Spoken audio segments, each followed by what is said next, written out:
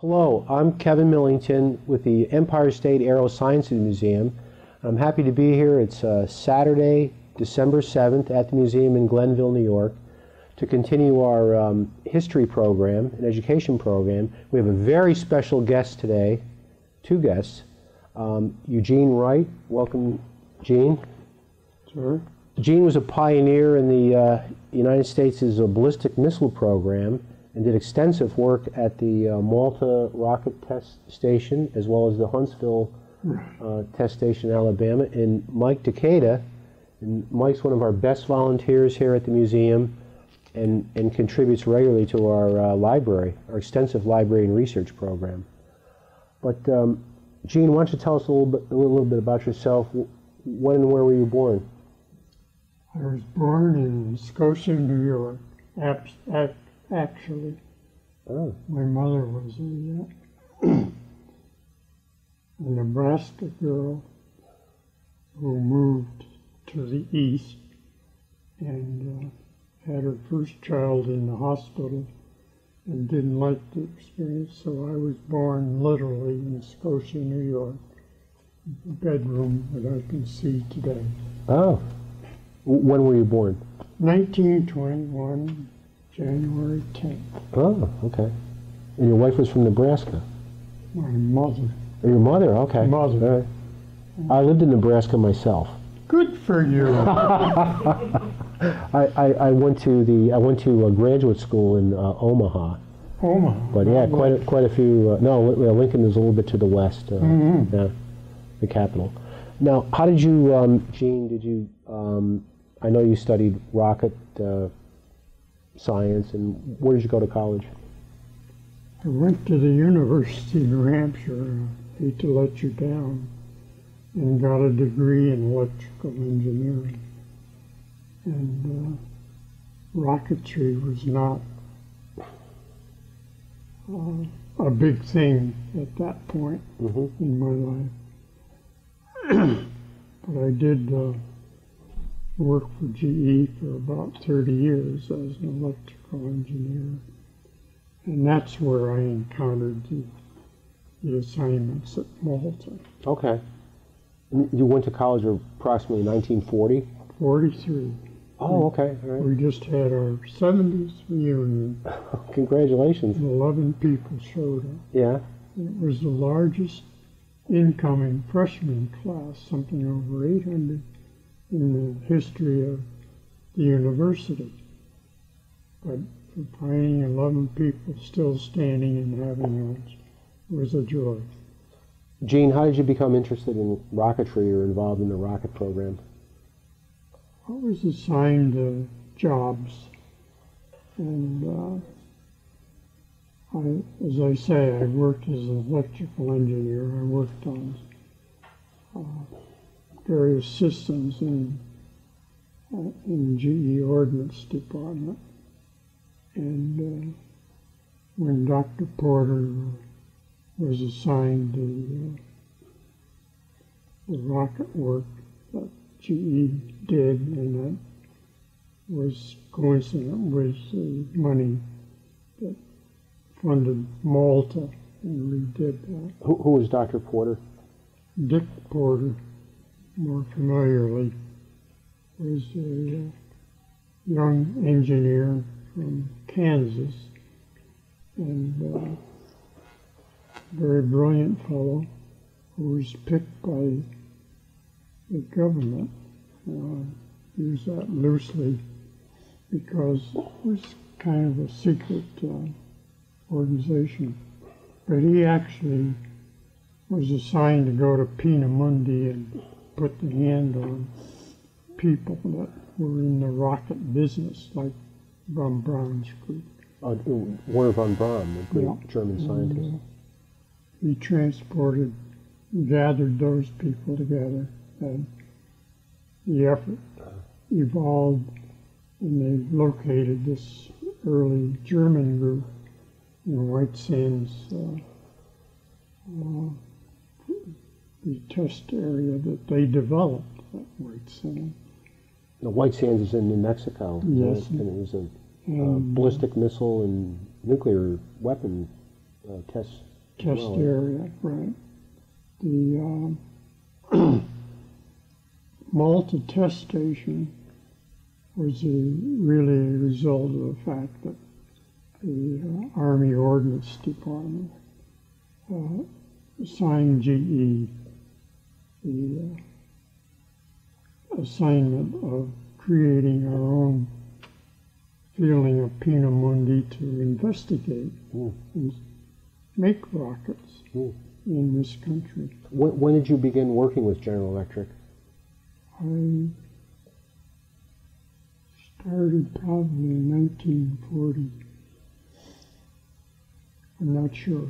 44, no, 47. I know I was aboard in 47 and working on other projects than the Malta project. Well, I recall from history, the 1950s were an enormous leap in technology, especially for the ballistic missile program that the United States Air Force led. And I know that before we began here, you worked worked for General Bernard Shriver, who was one of the fathers of the ballistic missile program, and brought on an incredible amount of technology and organized the development of the ballistic missile program, which was so complicated and in many ways more complicated than the Manhattan Project, with the propulsion, fuel, navigation. And what I didn't know until Mike and Jack Keene let me know was that the Malta test station in the town of Malta in Saratoga County was one of the really premier test centers. And tell us about that, where it was located. And it's located in Luther Forest, and that is a story in itself, in that the Luther family, I think 3 generations at this point, had purchased land and acquired it, contiguous properties, and primarily for raising trees. It would feed the pulp in the pulp mills in Mechanicsville. Oh, right, yeah. And they had a jarring jolt at one point. It was about the time that the Army took over the property which made the Malta test station. That they'd changed from, I'm talking the paper business in Mechanicsville, changed from softwood to hardwood pulp. And that kind of put a jar in Mr. Luther's business, his tree business. But he ended up owning a tremendous amount of land, still does, in Saratoga County. And the Army saw this vacancy. There were no people, just forest, and said that's where we'll have a test site, because we can fire rockets and the hazards of having chemicals and explosive possibilities. When did you begin working there? I think my first assignments were like 1948, 49. No. The very first, let me get my crib sheet out. And Mike, you worked there too, didn't you? I was there for about 18 years. When did you work there? I started Valentine's Day, 1956. Oh, okay. Yeah, I'd still be there if I was able. Well, Gene, tell me about the significance of the Malta Test Center. I mean, I grew up here in the area in Troy, and I never even knew of its existence. It was a classified operation, and at times when we had the rockets firing, well, everybody knew we were there. But ordinarily, it was just a GE operation it was hush-hush and in the woods. I might describe that, oh yeah, my crib sheet says that the Army started the broke ground in 1945. Oh, okay, right after World War II. Yep, and I was still in San Francisco working for the Navy. And I didn't get on scene probably until, as I said, 48, 49. And I joined Dr. Porter and his group, which was getting larger and larger. Okay. Gene, I know it was not a launch site like Cape Canaveral or Vandenberg Air Force Base, but you developed rocket testing the propulsion, rocket engines, Right. developing them. We have a picture here of Firing. and this is from the a test at the Malta. Yep. Test site? Michael took that picture. Oh, really? Yes. That's one of mine, yep. When did you take this, Mike? Oh, late 50s, I'm not exactly, we photographed every single test. Okay. What are we looking at here? That's Pit 3, Winter Vanguard engine 405 test. Now the Vanguard was a intermediate range. No, ballistic it was missile, the or- first stage for that Vanguard, Okay. for that missile. Right. And we have also here a beautiful model of a Yeah, that, Vanguard. it was a wonderful place to work. I loved every minute of it. Every day was a challenge. How many people work there at the height of its? What do you think, maybe 400 or 500 at one time? Oh boy. Right. It peaked around 500 when it was just getting started. And the site is still there, I understand. Yeah. I know Jack Keane Skeleton. led a tour of the area with Yeah, we the went up. current owners, and you accompanied them in Yeah. a lot of underground facilities. Yeah. My dark room was still there, not mine, but dark room. But still got 2 safe lights hanging up there in the dark room. But every day was a challenge. We did something different every day. Fuel testing. Give me a poke if I say something I'm not. No. Well, it must have been an enormous and complex just topic to work on. Ballistic missiles, of course, propulsion, fuel, navigation. And Gene, what did you work on? I worked downtown, Campbell Avenue plant. I worked on the inertial navigation of the so-called HA-3A missile. And that led me to Malta for actual testing and association, and finally I got into the systems tests of the complete missile that came under our quality control. That was the Vanguard? The Vanguard, no. The Hermes?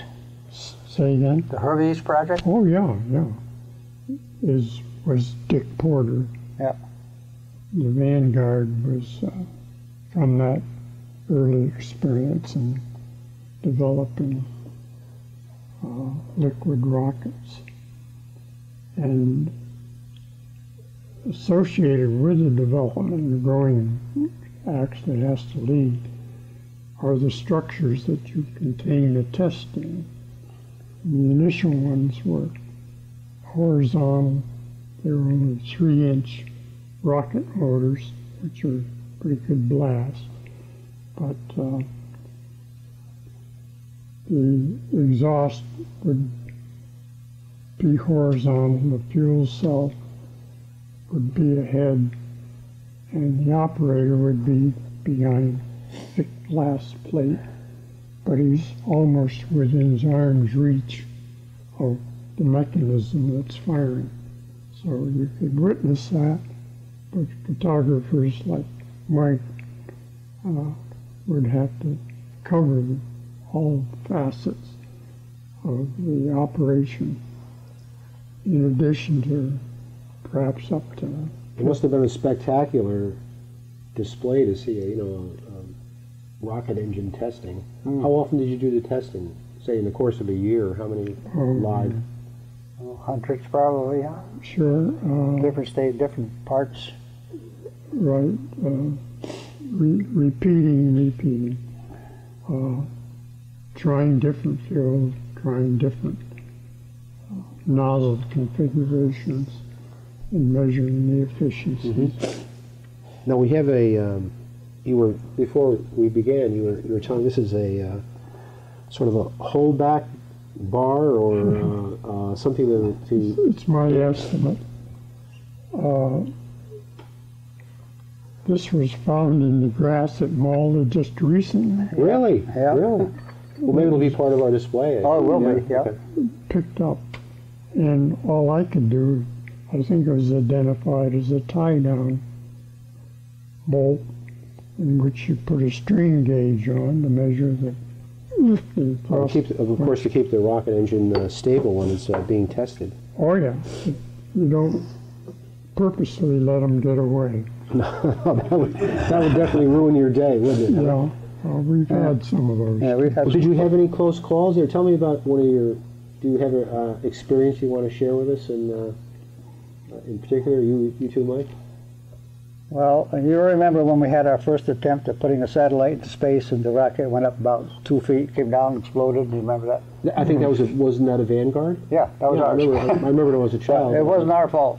I remember that. I went to work Monday morning after that, and we tested, and I went home for a couple hours sleep. We finished about 2 o'clock following Sunday. I went home later on that morning. But we tested and tested and tested and tested, and nothing wrong with our engine. There was a fuel line up in the second, third stage, the fuel line burst. We could point to it was his fault. Yep, it wasn't us. So you did the testing on the propulsion and the navigation the at engine, Malta? Yeah. And then where did the launch occur? Down in Florida. At Patrick Air Force Base or Cape Canaveral? Cape Canaveral. Okay. Yep. But everybody blamed GE and us. It wasn't our fault at all. But it must have been so exciting to be in the infancy of this program and one of the first ballistic, U.S. ballistic missile tests, and yeah, we had to invent new ways of doing things.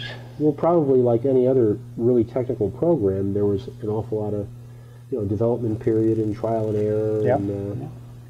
And you did mention, Gene, that you met or worked with one of the legendary figures in the space program, Dr. Werner von Braun, who a German scientist, I think significant is developing some of the first generation of ballistic missiles for Germany, and then in turn came to the United States and worked with you. Why don't you tell us about that? Well, I didn't have direct experience in this case, but Dick Porter, who was the project manager at GE, was a part of the team that transported von Braun and his group, roughly 10, 15 high-level guys, you'd call them scientists, I guess, were moved to White Sands, Nevada, and set up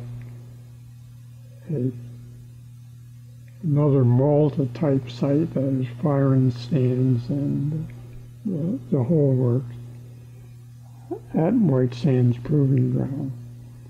But Malta, and its 60 years of rocket experience, really started in 1945, as we said, before VJ Day. And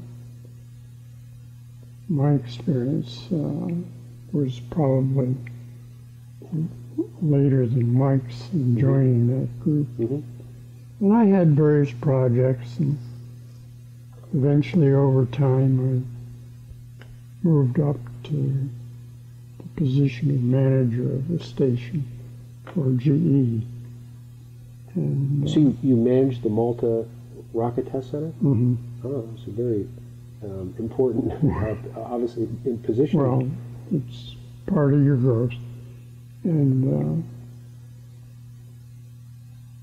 I had other assignments from time to time. I worked in the general engineering laboratory on the cryogenic accelerometer.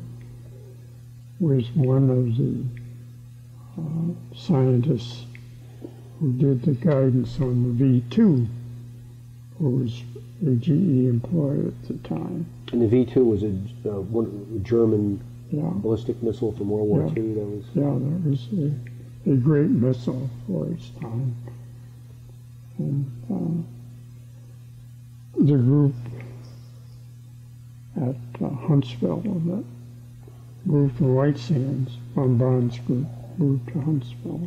Huntsville is in Alabama, and that was a rocket test center as well. Right. For development. They took over an arsenal and developed and put in firing stands. And that's the Army program basically was captured and contained in Huntsville.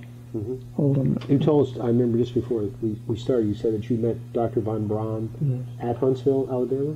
Yes. Oh. I told this story before, but I'm always warmed by it. I was the resident manager of the Saturn Support Department in Huntsville. I reported to Daytona. My boss sat in Daytona, but I was in Huntsville. And a GE vice president came through Huntsville, and we were making do and having offices in motels and whatever we could get placed. And I had put in for a building to contain the GE people that I had hired from GE engineers to move to Huntsville to support von Braun in the engineering that put the Saturn program on. Well, tell me about the Saturn. Was that a was it a type of rocket or a whole ballistic missile? That was the rocket that took us to the moon. It was, and orbited the moon. And that hatched from essentially von Braun direction. Back to my story though.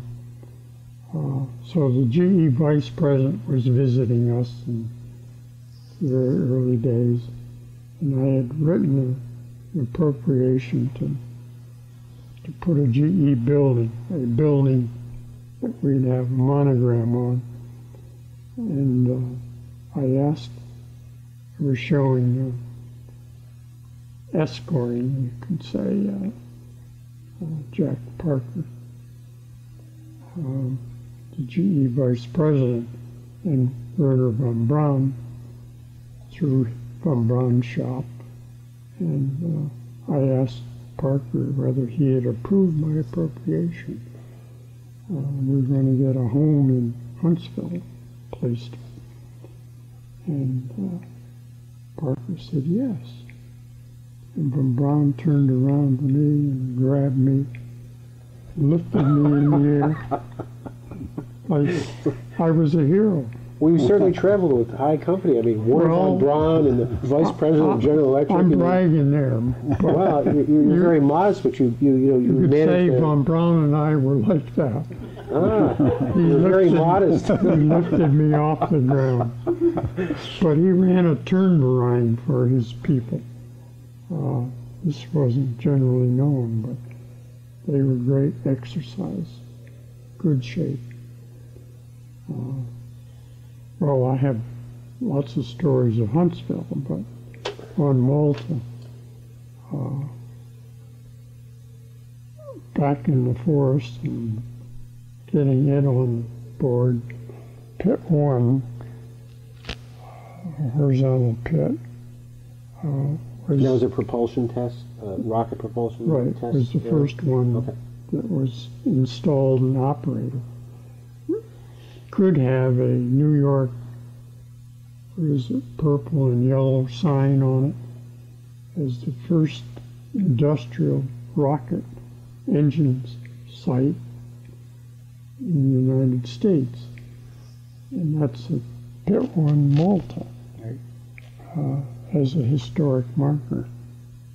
Boy, that's a real Real market history. You know, the site we're on right now, the Empire State Aerosciences Museum, from 1945 and we're in 1965 was the General Electric's Flight Test Center. So, boy, you know, just a heritage of between that and the Malta Rocket Test Center. This area was I think unknown to most people. Was such a center of development in such a evolving period of technology, the 40s, 50s. It was noisy though. At times, you guys out here at the airport ran the first jets on test, and I'm sure the neighbors knew it. Yeah, we used to shoot ice balls with the jet engine. What jets were they testing then? It's one of the helicopter jets, I think, with the T-58. Okay. And they'd shoot ice balls into it, and we'd get high-speed cameras rolling. And No birds, huh? no birds. When did you conclude your career at the Malta Test Center? Well, again, from my crib sheet, GE was the operator. They operated the Malta station for U.S. Army for 16 years, and then it was declared excess to the needs of the Army. They had the Marshall Space Center in Huntsville. So the Malta, General Electric's Malta Rocket Test Center was in operation from 1945 to approximately 1961. Right. Okay. And at that point, I had some responsibility to keep the place occupied with work. And we got a number of projects, not necessarily all rocket. But we did have had developed a pretty fine business in using actually a Vanguard engine on a gimbal system to test, as you would a blowtorch, to test ablative products that were sampled for re-entry orbiting pieces. That is, when they re-enter the Earth's atmosphere, they were looking for materials that could sustain the temperature. Oh, sure.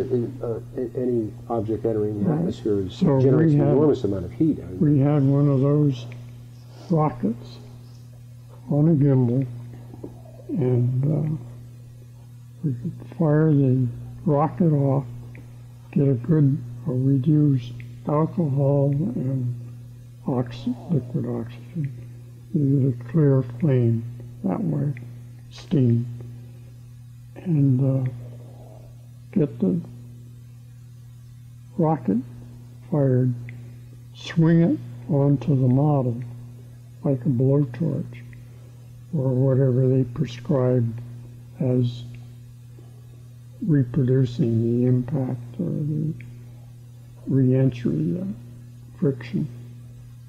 And so we were using that engine as a device to determine the best application and ways of heat protecting re-entry vehicles. Well, Gene, when a rocket, a Vanguard or a satellite, re-enters the atmosphere, is it approaches Earth, what temperatures would build up? Oh dear. We lost, we lost one, as you recall, one reentry where the ablating material had failed. I can't remember the name or the period, but we lost that whole crew on reentry. Their remains were scattered from Colorado all the way into Florida. Was that was a shuttle? Yeah. Yeah, I remember. I recall that. Well, that was a failure of the material that I'm talking about. The reason I brought it up was that it became a business at Malta. We had this special device that could do things uniquely and very reliably and with good results. And we could make a little business out of that. GE came along and quit the business in '61 and left the group that was there operating the facility to transist and work for ASDA, the New York State agency that took over the facility. Did you continue working there? Yes. So we continued the work I just described, that is the ablating nozzle work, and worked for New York State, ASDA, at the point. And that went on for quite a while. And GE continued to support ASDA. Then came the day when GE said, no, we're going to pull our people out. And it was a sad day.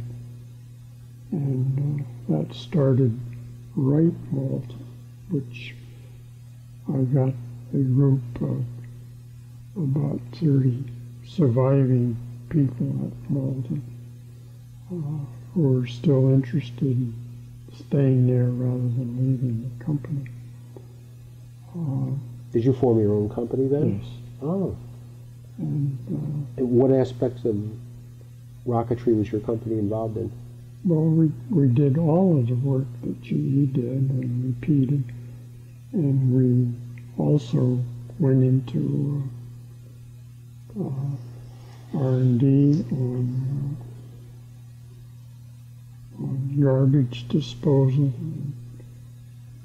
We had major projects with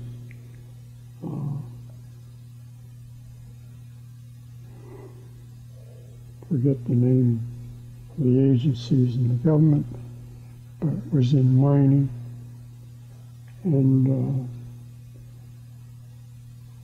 we tried various things, but we did have a steady customer in the ablating material until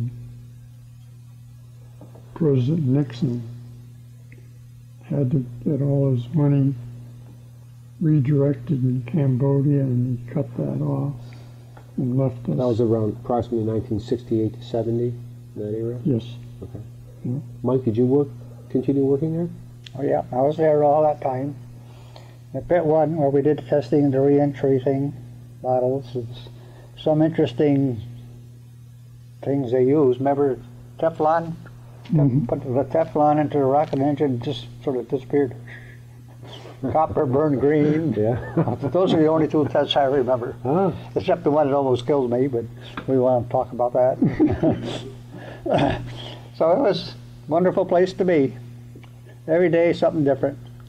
A lot of the tests were so dangerous that would let me and the other photographers in during testing. We had to be in up back in the photo lab and had to tell the operators which switch to flip to turn the cameras on.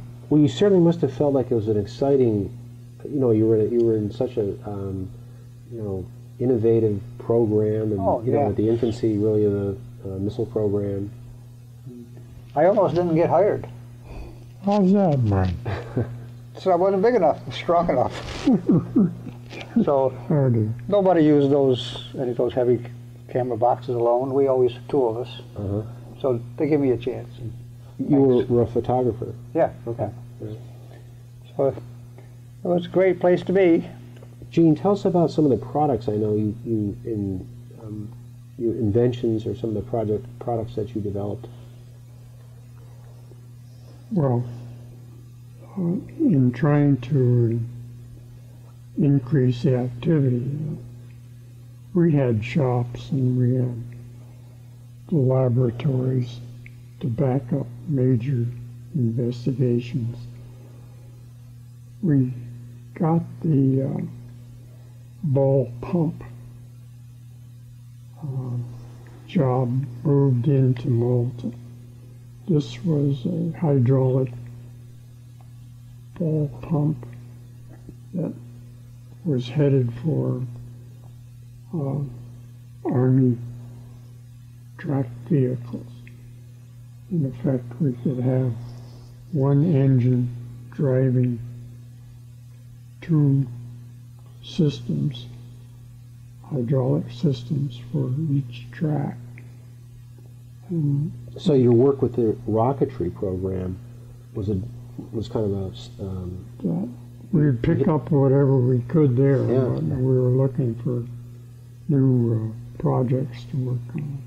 we certainly were involved in a lot of innovative projects. About Waterville Arsenal, huh? Well, We should say that. no. Waterville was one of our steady customers. And essentially all the new weaponry was test fired at Malden. And, Well, I never knew that. no? No. Well, I recently went to, I will say within a year, my aunt worked at the Waterville Arsenal in, Waterville, New York, for years, and I hadn't been there in years. I remember visiting her there. But recently, within a year, I went to a group went to the museum there. They have a little on-site museum. Yeah, and described all the, like the Malta tests. As you tested, rocketry, the Waterville Arsenal was primarily developed barrel, cannon and armament. So the must have been a kind of a symbiotic relationship or connection with it. it was, and it led to one job we did for the Canadian government in silencers. That part of the complaint at Malta when we're test firing 155 millimeter cannons, it made quite a nuisance, even though there's a mile separation between us and the outside world. We used to get complaints, so we developed silencers, which we started out with big, in effect, tin cans that would act like a gun silencer in a major way, except you're talking about big bullets. And we made this silencer for the Canadian government and delivered it up just over the border, and it's in use today in silencing weapons in their proving ground. And it has a Wright-Malta sticker on it that we're very proud of. Oh, so the legacy continues then. Oh, yeah. Yeah. When did you retire? I retired because I had multiple sclerosis, and that slowed me down I had gotten around on canes and sticks and whatnot, but I was not a vital president of a company trying to grow, so I gave it up at that point. And that was in 84, 85. But I continued to serve on the board of the company. And we finally sold a clothes business. We were there, 21 years. Paying taxes to, So obviously going from a government type program to the private sector. yes, we had to make that change. Yeah. But we kept the customers that GE had developed, and we had loyal people that worked through this. Gene, in addition to Mike, tell us about some of your colleagues you remember the most or want to mention. Well, in forming Wright-Malta was in January 1972 when I was told by my boss that we were done as GE at Malta, and I had to carry that news back and announce it to the people that survived. And shortly after I said, if you're interested and willing, I'll form a company and try to keep this thing going. And we thought we had, or we did have, something up to 30 people that were still interested. That is, they didn't move back into the main plant or stay with GE. And we had work for about 15. So there was some close shaving going on, founding the company. But literally it was a matter that we, to found the company, was passing the hat to get the state required. Just to give you an example, the state required us to qualify by having $100,000 in the bank. And this is like a week or a weekend that you mean it. So it's passing the hat, and these employees coughed up about $85,000. And I took it back to the state. Is that enough? Yes. So they let us off with a cash balance of And this thus allows you to create your company? To form the company, yes. Which we did, and we're very happy.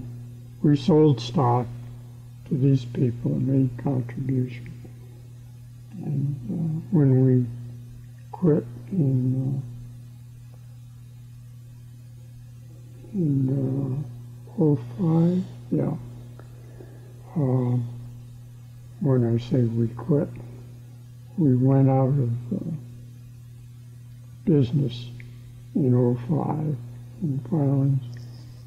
We had appreciated stock something like 15 times. So there was some money. Quite a successful company then. It was considered a success by those people that had faith in. Well, actually, it sounds like all the projects you've been involved with, you're very modest, if I can say, have been tremendous success. Well, if there was one experience you could share with us, or a couple, from your career, we'd like to hear them. a particular project you worked on, or an event, or a colleague you worked with? I don't know. I need to hash this, but I'm missing Todd Butler. I'll use that name. Who was a major contributor and idea person when we formed the company. He had been with me many years and had been at Malta almost since the first spade. And he was a younger person, and made him manager of marketing.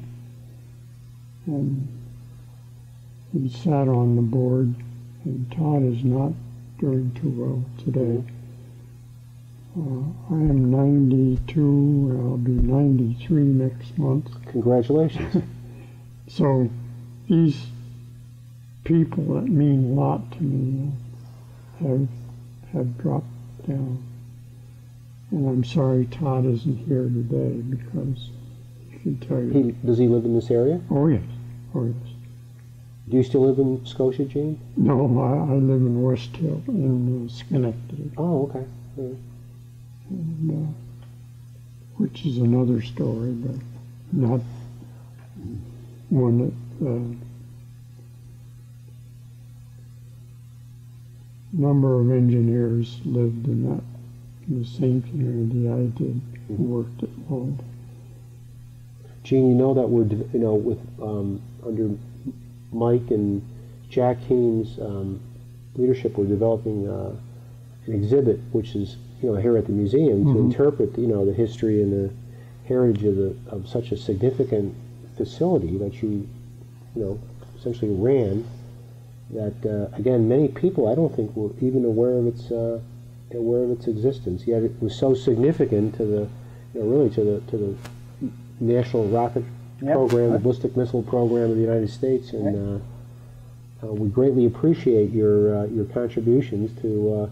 What a tremendous exhibit it would be. I know that Jack and Mike are developing the exhibit, and I hope when it's done, I hope you and your family and friends will come back and certainly join us again to unveil the exhibit. We're proud of Michael and his connection here. We're very proud of Mike too, and Jack, who lead our research and library team.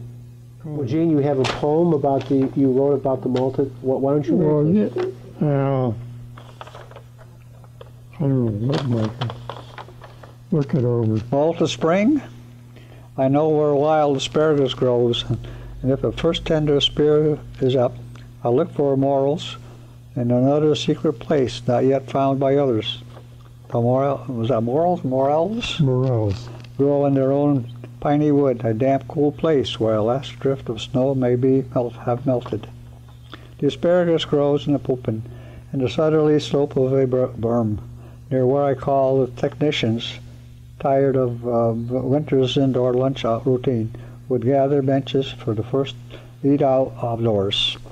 Sweet air springs lunches under noontime's warming sun, descended the Luther forest, now budding seed yellow cones. Alvy, Casey, Chris, Clay, I remember these guys, and Tony. A long ago name recall mixed with this vernal harvest. Alvy older. Casey, Elmer Finger. Gee, I don't have that. Well, you're very talented No. poet as well. Luther Forest is now, I know I'm aware is being developed is kind of a high technology. So it continues this research and development theme that you started. Whenever we go up there, they sort of challenge us. Last time I was photographing everything, I had the tripod, and I was right at the beginning. Here comes a guy jogging down. I didn't know what I was doing. I said, I used to work here, now we're doing this for the museum, so okay. So they challenge us every time, but we got permission just to go. Good. But I want to thank you for coming.